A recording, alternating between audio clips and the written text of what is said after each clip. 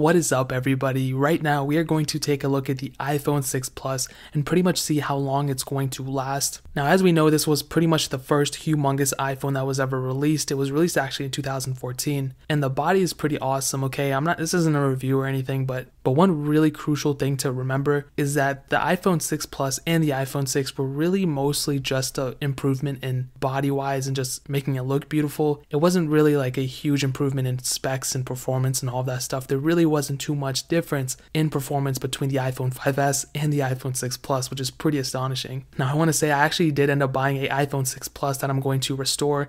It's currently broken, but I'm going to go ahead and fix it and make a whole video about that. And I'm trying to do it under like $50 again. Same thing like I did with the iPhone 6. So I'm gonna do a video on that, so stay tuned for that. But the crazy thing is this iPhone started off getting iOS 8 and now it's upgradable to iOS 11.4.1.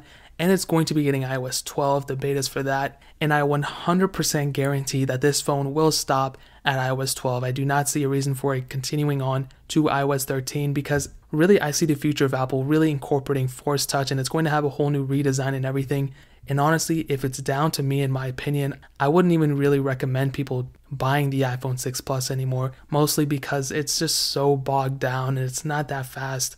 And on top of that, it had so many problems with the bending issues, touch disease, and all that stuff. And actually, the iPhone 6 Plus that I'm getting now actually does have an issue relatable to that. So hopefully I can restore that and, get it working. But it's just crazy that they released something like this that was publicly realized as an amazing phone and everything, and it wasn't really an improvement in performance. And it's even crazier that Apple continued this same design even now with the iPhone 8 Plus. And like I said before, there's no more home buttons. All the iPhones that are going to be released, besides probably the iPhone SE 2, are going to be completely bezel-less with a notch, probably. So what I will say is that the iPhone 6 Plus technically isn't even alive anymore. I don't think people should even be buying it right now. If you own it, that's great, but I would really recommend you guys to update very, very soon. And I mean, technically this phone will last another year, so in terms of software updates, but really, I mean, it's going to be crippled by its own processor and performance, because when I had mine as a daily driver, I had it when I was on like iOS 9 and a little bit early on in iOS 10, and it was working perfectly fine. I didn't really have any issues with it.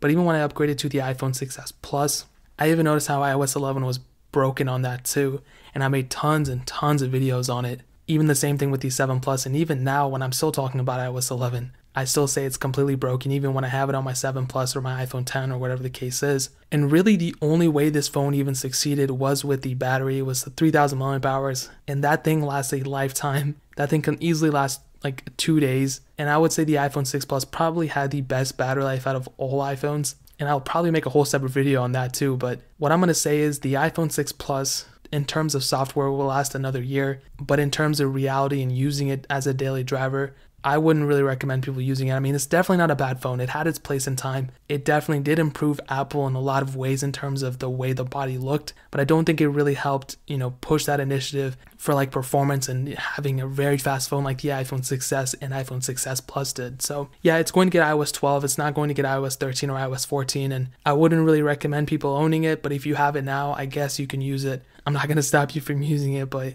that's pretty much where I'm going to leave it at. If you guys have any questions or anything, leave it down in the comment section below. Hit that like button, but definitely hit that subscribe button. We are actually still giving away an iPhone 6s and an iPhone SE on this channel, and in order to enter, all you have to do is subscribe to the channel and follow me on Twitter and Instagram. Both those links are down in the description, so make sure you enter that. Also check out the other links down there too. And I'm definitely making a video, like I said, when I make and restore the iPhone 6 Plus.